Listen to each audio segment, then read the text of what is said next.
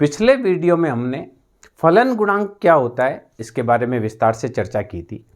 सामान्य रूप से कई बार जो परीक्षा में प्रश्न आता है वो व्यष्टि अर्थशास्त्र में से, उसमें या तो आपसे ये पूछ लिया जाता है कि फलन गुणांक किस प्रकार से निकाला जाता है, इसको आप बताइए, या फलन गुणांक पर कोई गणितीय सवाल दे दिया जाता है। इसके अलावा जो उत्पादन फलन है उसमें भी कई प्रकार के मैथमेटिकल क्वेश्चन बनते हैं। तो आज के इस वीडियो में हमने प्रैक्टिस की दृष्टि से 4 क्वेश्चन ऐसे लिए हैं जो उत्पादन फलन वाले सवाल से परीक्षाओं में, विभिन्न परीक्षाओं में पूछे गए हैं। इनमें से एक सवाल तो बहुत इंपॉर्टेंट है जो कि नेट की परीक्षा में भी पूछा गया है, उसकी चर्चा भी मैं आपसे करूंगा। तो देखिए, मैंने यहाँ 4 क्वेश्चन लिखे हैं। पहला क्वेश्चन है, यदि उत्पादन फलन Q बराबर a l raised power alpha k raised power beta हो, जहाँ श्रम की मशीन की एक इकाई के साथ 6 श्रमिक कार्य करते हों, यानी एक मशीन पर 6 श्रमिक कार्य करते हों, साथ ही उसमें यह लिखा हुआ है कि श्रम की सीमांत उत्पादकता 40 है, पूंजी की सीमांत उत्पादकता 300 है और कुल उत्पादन 360 है। तो ऐसी स्थिति में फलन गुणांक ज्ञात कीजिए। ये पूरा सवाल है जो मेरे पास लिखा हुआ है। तो यहाँ देखिए, क्वेश्चन जो पूछा गया है, उत्पादन फलन दे रखा Q is equal to L raised power alpha K raised power beta, जब पूंजी की एक इकाई के साथ 6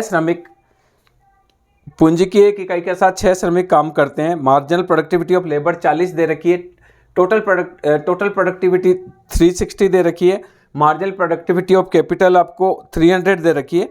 तो ये बोल रहा है बीजगणितीय प्रमाण सहित फलन गुणांक ज्ञात कीजिए। समुचित रेखाचित्र का प्रयोग करते हुए ये भी बताइए कि ये जो संयोग है वह परिधि रेखा के भीतर है या नहीं है। तो देखिए, फलन गुणांक क्या होता है इसके बारे में हमने पिछली बार में चर्चा की थी। फलन गुणांक बराबर होता है elasticity of labour plus elasticity of capital. हमको इस सवाल में क्या दे रखा है, लेबर की संख्या 6, कैपिटल की संख्या 1 दे रखी है, यानी एक श्रम के साथ 6 पूंजी चाहिए, एक पूंजी के साथ 6 श्रम चाहिए, उल्टा बोल दिया मैंने। ये दे रखा है मार्जिनल प्रोडक्टिविटी ऑफ लेबर 40 दे रखा है, टोटल प्रोडक्शन दे रखा है आपको 360 और एक मार्जिनल प्रोडक्टिविटी ऑफ कैपिटल दे रखा है 300। अब देखिए, फलन गुणांक बराबर होता है EL प्लस EK। EL बराबर होता है L बटा Q गुणा del Q by del L। इसको हम सेट लिखें तो इसको यूं भी लिख सकते हैं, del Q by del L divided Q by L, या इसको लिख सकते हैं average marginal productivity of labour बटे average productivity of labour. Marginal productivity of labour अपने को दे रखी है 40। एवरेज प्रोडक्टिविटी ऑफ लेबर के लिए टोटल प्रोडक्शन में लेबर की संख्या का भाग देंगे तो 360 डिवाइडेड बाई 6 दैट इज 60। तो ये हो जाएगा इलास्टिसिटी ऑफ लेबर बराबर मार्जिनल प्रोडक्टिविटी ऑफ लेबर बटे एवरेज प्रोडक्टिविटी ऑफ लेबर। तो ये तो ऊपर हो गया 40, नीचे हो गया 60, तो ये आएगा 2/3। इसी प्रकार से इलास्टिसिटी ऑफ कैपिटल को देखें तो आता है K by Q del Q by del K। इसको भी लिख सकते हैं del Q by del K। इस K बाई Q को नीचे ले जाएंगे तो आएगा Q बाई K, और ये भी हो गया मार्जिनल प्रोडक्टिविटी ऑफ कैपिटल बटे एवरेज प्रोडक्टिविटी ऑफ कैपिटल। इस फॉर्म में हो गया। अब देखिए, मार्जिनल प्रोडक्टिविटी ऑफ कैपिटल अपने को दे रखी है 300। एवरेज प्रोडक्टिविटी ऑफ कैपिटल के लिए टोटल प्रोडक्शन में कैपिटल का भाग देंगे तो 360 डिवाइडेड बाय 300, तो ये आपका हो जाएगा 6/5। उल्टा लिख दिया हमने। मार्जिनल प्रोडक्टिविटी 300 है। देखिए क्या करना है, average productivity of labour 360 divided by 1 capital 360। तो यहां क्या हो जाएगा, ई के बराबर मार्जिनल प्रोडक्टिविटी ऑफ कैपिटल बटे एवरेज प्रोडक्टिविटी ऑफ कैपिटल। तो यहाँ आएगा 300, यहाँ आएगा 360, तो आएगा 5/6। ये इक्वेशन नंबर फर्स्ट और ये इक्वेशन नंबर सेकंड। क्या पूछा गया, फलन गुणांक पूछा गया, तो इलास्टिसिटी ऑफ लेबर और इलास्टिसिटी ऑफ कैपिटल। तो इलास्टिसिटी ऑफ लेबर को हमने L by Q del Q by del L लिखा। इसका क्या किया, इसके नीचे इसको रखा, तो ये मार्जिनल प्रोडक्टिविटी ऑफ लेबर बटे एवरेज प्रोडक्टिविटी ऑफ लेबर हो गया। तो यहाँ मार्जिनल प्रोडक्टिविटी ऑफ लेबर है 40, एवरेज प्रोडक्टिविटी निकालने के लिए क्या क्या, लेबर की संख्या 6 है तो हमने कुल उत्पादन में 6 का भाग दिया तो एवरेज प्रोडक्टिविटी आई 60। तो EL हो जाएगा MPL बटा MP के APL, तो ये 40/60 हो जाएगा 2/3। इसी प्रकार से पूंजी की लोच होगी K/Q, del Q by del K, del Q by del K में K/Q को उल्टा कर रखा था Q/KL हो गया, यानी marginal productivity of capital divided by average productivity of capital. Marginal productivity of capital 300 दे रखी है, एवरेज प्रोडक्टिविटी ऑफ कैपिटल निकालने के लिए टोटल प्रोडक्शन में कैपिटल की संख्या का भाग देंगे तो टोटल प्रोडक्शन 360 है, उसमें 1 का भाग दिया तो 360 आएगा। तो ये हो जाएगा EK बराबर MPK बटा APK 300/360 दैट इज 5/6, ये इक्वेशन नंबर 2। अब देखिए EL plus EK, EL plus EK में हमको क्या करना है, यही हम इसको कर लेते हैं। तो हमारे यहां फलन गुणांक हो गया EL बटा EK समीकरण 1 से 2/3 और EK ये हुआ 5/6। देखो EL का मान पहले समीकरण से 2/3 आया और EK का मान दूसरे समीकरण से 5/6 आया। क्लियर? तो यहां देखिए अब क्या करेंगे, फलन गुणांक आपको निकालना है तो आप इसका क्या करेंगे, हम निकालेंगे इसका 6 4 + 5, तो फलन गुणांक हो जाएगा 9/6, तो फलन गुणांक हो जाएगा 1.5, ये फलन गुणांक का मान हो गया। तो पहली चीज जो हमें सूचना दे रखी थी उस सूचना के आधार पर हमने फलन गुणांक की बहुत आसानी से कैलकुलेशन कर दी। दूसरी चीज ये पूछ रहा है कि जो संयोग है वो परिधि रेखा के भीतर है या नहीं है। तो देखिए इसका जो फलन गुणांक है वो फलन गुणांक 1.5 आएगा। आपको एक बार नहीं समझ आता है, आप दोबारा इस वीडियो को देखें तो आपको अच्छी तरीके से समझ में आ जाएगा कि बहुत इजी तरीके से हम फलन गुणांक निकाल सकते हैं। दूसरी जो इसी क्वेश्चन में सेकंड चीज पूछी गई है कि उत्पादन के संयोग परिधि रेखा के भीतर है या नहीं है। तो देखिए हमने पहले देखा कि ये आइसो प्रोडक्ट कर्व मान लीजिए Q0, ये Q0 dash Q0 double dash, ये परिधि रेखा होती है A और B। इस पर श्रम की सीमांत उत्पादकता 0 होती है, इस पर पूंजी की सीमांत उत्पादकता 0 होती है। क्लियर? तो यहां देखिए marginal productivity of labour in तीनों बिंदु पर होती है 0।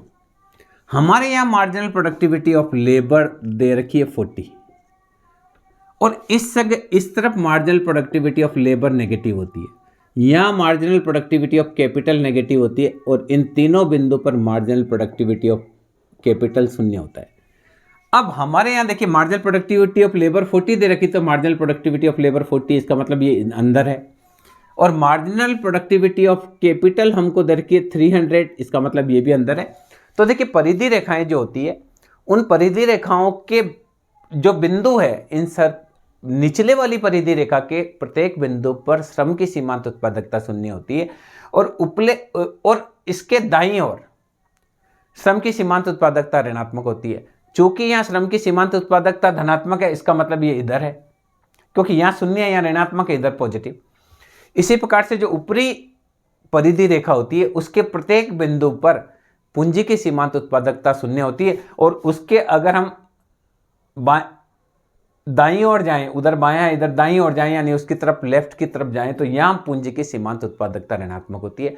क्योंकि हमको जो पूंजी की सीमांत उत्पादकता दे रखी है वो धनात्मक दे रखी है, इसका मतलब श्रम की भी सीमांत उत्पादकता धनात्मक है और पूंजी की भी सीमांत उत्पादकता धनात्मक है। इसका मतलब है कि जो हमारा संयोग है वो सारा का सारा परिधि रेखा के भीतर है। तो यहां अगर आपसे पूछा जाए कि रेखा चित्र के माध्यम से बताइए, तो यहां जो है marginal productivity of capital positive है 40, तो marginal productivity of capital positive है, marginal productivity of labour positive है। तो ये जो परिधि रेखा के भीतर ही एक ऐसा भीतर जो है दोनों ही साधनों की सीमांत उत्पादकता धनात्मक होती है। निचली परिधि रेखा के नीचे की तरफ श्रम की सीमांत उत्पादकता ऋणात्मक हो जाती है और ऊपरी परिधि रेखा के ऊपर की तरफ पूंजी की सीमांत उत्पादकता ऋणात्मक हो जाती है। केवल परिधि रेखा के भीतर ही वो संयोग होते हैं जहाँ दोनों ही साधनों की सीमांत उत्पादकता धनात्मक होती है। चूंकि यहाँ दोनों साधनों की सीमांत उत्पादकता धनात्मक दे रखी है, इसलिए हम कहेंगे कि जो भी उत्पादन के संयोग है वह परिधि रेखा के भीतर ही है। तो ये देखिए हमने पहला क्वेश्चन हल कर लिया, बहुत आसानी से हम पहले से हमें पूछा गया फलन गुणांक क्या होता है, वो हमने निकाल लिया। दूसरी चीज हमसे पूछी गई थी कि ये क्या परिधि रेखा के भीतर है या नहीं है, वो भी हमने डिस्कस कर लिया। अब देखिए दूसरा क्वेश्चन क्या कह रहा है, एक उत्पादक दो तरह के साधनों का प्रयोग करता है। एक उत्पादक है जो दो साधनों का प्रयोग करता है, श्रम का भी प्रयोग करता है और पूंजी का भी प्रयोग करता है। अब इसमें जो दे रखा है प्राइस ऑफ लेबर दे रखा है 4, प्राइस ऑफ कैपिटल दे रखा है 100, मार्जिनल प्रोडक्टिविटी ऑफ लेबर दे रखी है 4, मार्जिनल प्रोडक्टिविटी ऑफ कैपिटल दे रखी है 40। तो क्या फर्म, जो प्रश्न है वो पूछा गया है कि क्या फर्म कार्यकुशलता से कार्य कर रही है, यदि कार्यकुशलता से कार्य नहीं कर रही है तो फर्म को क्या करना चाहिए। अब देखिए हमें दे रखा है marginal productivity of labour, price of labour, marginal productivity of capital और प्राइस ऑफ कैपिटल। संतुलन का हमको पता है, संतुलन में मार्जिनल प्रोडक्टिविटी ऑफ लेबर बटे प्राइस ऑफ लेबर बराबर होना चाहिए मार्जिनल प्रोडक्टिविटी ऑफ कैपिटल बटे प्राइस ऑफ कैपिटल। यहां देखिए 4/4 और ये है 40/100। इसका मतलब ये ज़्यादा है, यानी मार्जिनल प्रोडक्टिविटी ऑफ लेबर बटे प्राइस ऑफ लेबर का अनुपात ज़्यादा है marginal productivity of capital upon price of capital के, क्योंकि 1 इज ग्रेटर देन 0.5। इसका मतलब है फर्म संतुलन से कार्य नहीं कर रही है। अगर संतुलन से फर्म कार्य कर रही होती तो marginal productivity of labour divided by price of labour बराबर होता marginal productivity of capital divided by price of capital. अब क्या करना चाहिए, चूंकि देखिए श्रम की सीमांत उत्पादकता व कीमत का अनुपात ज़्यादा है पूंजी की सीमांत उत्पादकता व कीमत के अनुपात के, तो फर्म को श्रम की मात्रा बढ़ाते चले जाना चाहिए। जैसे जैसे वह श्रम की मात्रा को बढ़ाएगा श्रम की सीमांत उत्पादकता गिरेगी और एक ऐसा स्तर आएगा जहां marginal productivity of labour divided by price of labour बराबर हो जाएगी marginal productivity of capital divided by price of capital.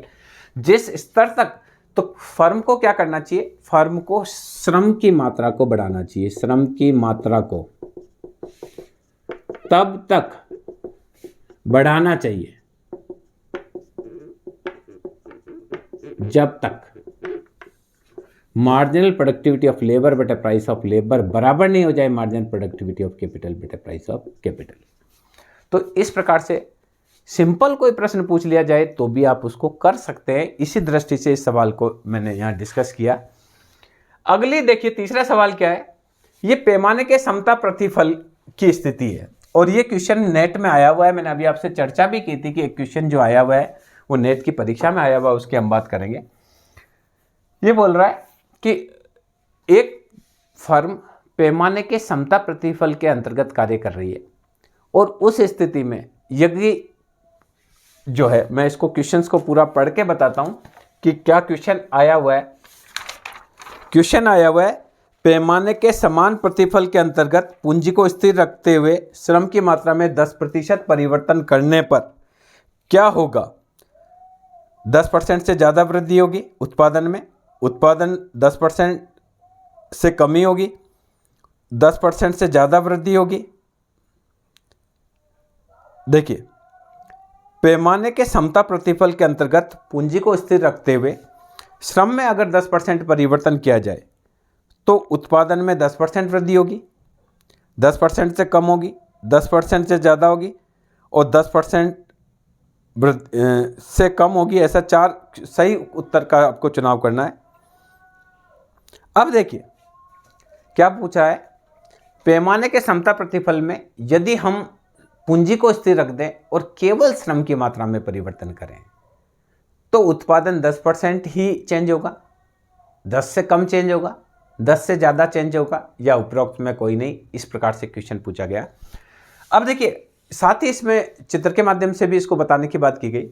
तो पैमाने के जो समता प्रतिफल होते हैं, ये समता प्रतिफल है, इसमें समोत्पाद वक्र के मध्य दूरियां बराबर रहती है। जैसा कि आपको पता है पैमाने के समता प्रतिफल में समोत्पाद वक्र के मध्य दूरियां क्या होगी, बराबर होगी।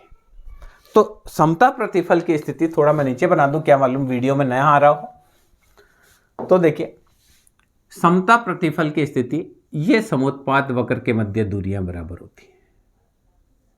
ये Q0 dash, Q0 double dash, Q0 triple dash, ये समोत्पाद वक्र है। क्लियर। अब समता प्रतिफल की स्थिति में अगर एक साधन को हमने कांस्टेंट कर दिया तो अगर आपको एक साधन को कांस्टेंट कर दिया तो अगर आपको उत्पादन 10% बढ़ाना है तो साधन ज्यादा चाहिए। क्या मतलब है कि देखिए श्रम है, पहले इतना सा श्रम यूज किया गया, ये मैंने पहले भी बताया था आपको L1। अब 10 उत्पादन करने के लिए पहले से ज्यादा श्रम चाहिए, अगले 10 उत्पादन के लिए और ज्यादा श्रमिक चाहिए और अगले 10 उत्पादन के लिए और ज्यादा श्रमिक चाहिए, यानी श्रम की सीमांत उत्पादकता गिरती है यदि हम पूंजी को स्थिर रख देते हैं। तो ये हमने पहले एक वीडियो में भी डिस्कस किया था कि पैमाने के समता प्रतिफलों में यदि एक साधन को स्थिर रखते हैं तो परिवर्तित साधन की सीमांत उत्पादकता पर क्या प्रभाव पड़ेगा। अब देखिए यहां क्या हो रहा है, ये क्लियर है कि पैमाने के समता प्रतिफलों की स्थिति में यदि उत्पादन के एक साधन को स्थिर कर दिया जाए और एक साधन को परिवर्तनशील रखा जाए तो जो परिवर्तनशील साधन है उसकी सीमांत उत्पादकता गिरेगी। यानी होता क्या है, पैमाने के समता प्रतिफल में हम जिस अनुपात में उत्पादन के साधन बढ़ाते हैं उसी अनुपात में उत्पादन बढ़ता है। यानी लेबर और कैपिटल एक एक यूज करिए, उत्पादन 100 हो रहा है तो 2 लेबर 2 कैपिटल यूज करेंगे तो उत्पादन 200 हो जाएगा, 3 लेबर 3 कैपिटल यूज करेंगे तो उत्पादन 300 हो जाएगा। अब यहाँ क्या हो रहा है कि हम पूंजी को स्थिर रख रहे हैं, केवल श्रम काम करेगा और श्रम को हम 10% बढ़ा देंगे तो उत्पादन 10% नहीं बढ़ेगा, क्योंकि श्रम और पूंजी दोनों को 10-10% बढ़ाने पर उत्पादन 10% बढ़ता है। पर यहां एक साधन को स्थिर रख दिया, केवल एक ही साधन में परिवर्तन कर रहे हैं और एक जिस साधन को हम परिवर्तित कर रहे हैं उसकी सीमांत उपयोगिता गिरती चली जा रही है। यानी वो प्रत्येक 10% एक्स्ट्रा बनाने के लिए उसको 10% से ज़्यादा श्रमिकों की आवश्यकता होती है। इसका मतलब है कि अगर हम श्रम पूंजी को स्थिर रखकर केवल श्रम को ही परिवर्तित करते हैं तो उत्पादन 10% से कम बढ़ेगा, क्योंकि 10% बढ़ाने के लिए आपको ज़्यादा श्रमिक चाहिए, 10% से काम नहीं चलेगा क्योंकि पूंजी को स्थिर रखा हुआ है। हाँ, यदि पूंजी भी 10% बढ़ावें और श्रम भी 10% बढ़ावें तो उत्पादन 10% बढ़ेगा, पर चूंकि दोनों साधन में से एक ही साधन बढ़ रहा है और दोनों का 5-5% का योगदान है तो उत्पादन हो सकता है 10% से कम ही बढ़ेगा। ये 100% सही है। तो आप ऐसी स्थिति में इसको टिक लगाएंगे कि उत्पादन 10% से कम बढ़ेगा। एक और सवाल लिया है, चौथा सवाल हमने लिया है, वो है देखिए आपको एक उत्पादन फलन दे रखा है, ये लेबर और ये कैपिटल 1 2 3 1 2 3, एक लेबर और एक कैपिटल, ये उत्पादन फलन दे रखा है।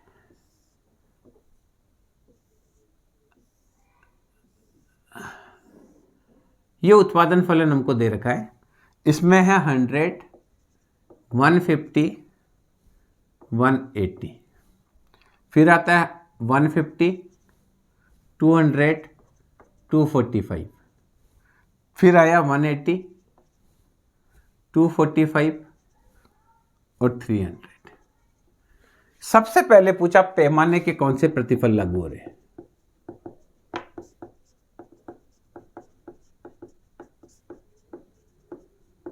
सबसे पहले पूछा गया पैमाने कौन से प्रतिफल। देखिए एक लेबर प्लस एक कैपिटल से उत्पादन हो रहा है 100, 2 लेबर प्लस 2 कैपिटल यूज करें तो उत्पादन 200 हो जाता है। देखिए 2 कैपिटल 2 लेबर, 3 लेबर और 3 कैपिटल यूज करते तो 3 हो जाता है। पैमाने के प्रतिफल में हमने पढ़ा था कि जब जिस अनुपात में उत्पादन के साधनों में वृद्धि की जाती है, यदि उत्पादन में उसी अनुपात में वृद्धि होती है तो पैमाने के समता प्रतिफल होते हैं। यह हम देख रहे हैं कि हम लेबर 1 और कैपिटल 1 यूज कर रहे हैं, प्रोडक्शन से हो रहा है, लेबर को दुगना कर रहे हैं, कैपिटल को भी दुगना कर रहे हैं, प्रोडक्शन 200 हो रहा है, यानी उत्पादन में दुगना हो रहा है। लेबर को 3 गुना किया 3L और पूंजी को भी 3 गुना किया 3K तो उत्पादन भी 300 हो गया।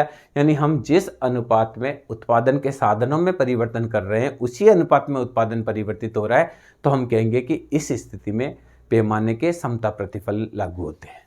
क्लियर। तो यहां आप लिखेंगे कि पैमाने के कौन सा प्रतिफल है, समता प्रतिफल। दूसरी चीज ये पूछ रहा है उत्पत्ति का कौन सा नियम लग रहा है। सेकंड क्वेश्चन इसमें पूछा गया, वो पूछा गया उत्पत्ति किस नियम के अंतर्गत हो रही है। देखिए अल्पकाल में उत्पादन के अन्य साधन को स्थिर कर रहे हैं, एक साधन जैसे हमने पूंजी को स्थिर कर दिया, श्रम का 100, एक श्रम बढ़ाया तो उत्पादन बढ़ा 50, फिर एक और श्रमिक बढ़ाया तो उत्पादन बढ़ा 80। तो मार्जिनल प्रोडक्टिविटी ऑफ लेबर पहले हुई 50, फिर मार्जिनल प्रोडक्टिविटी ऑफ लेबर हो गई 30। क्या हमने क्या किया, पूंजी को स्थिर रख दिया। पूंजी को स्थिर रखकर श्रम में परिवर्तन कर रहे हैं। पहले एक श्रम एक पूंजी थी 100, फिर हमने इसको स्थिर रखा तो 50, यानी एक मशीन और 2 श्रमिक लगाए तो उत्पादन 50 हुआ। तो इस श्रमिक ने कितना बढ़ाया, 50। फिर एक ही मशीन पर 3 श्रमिक लगाए तो उत्पादन 80 हुआ, यानी 30 बढ़ा। इसी प्रकार से यहां से देखेंगे, यहाँ 50 बढ़ा, यहाँ 45 ही बढ़ा। इसको स्थिर रखकर करें तो यहाँ कितना, हमेशा तो हम कहेंगे कि जब उत्पादन के एक साधन को स्थिर कर दूसरे साधन की मात्रा में परिवर्तन किया जाता है तो परिवर्तनशील साधन की सीमांत उत्पादकता गिरती हुई होती है। इसका मतलब इसमें उत्पत्ति ह्रास नियम लगता है। क्लियर? तो आपसे ये पूछा जाए कि ये उत्पत्ति किस नियम के अंतर्गत उत्पादन हो रहा है, तो आप लिखेंगे उत्पत्ति ह्रास नियम के अंतर्गत। तीसरी चीज इसमें पूछी गई, वो पूछी गई कौन से बिंदु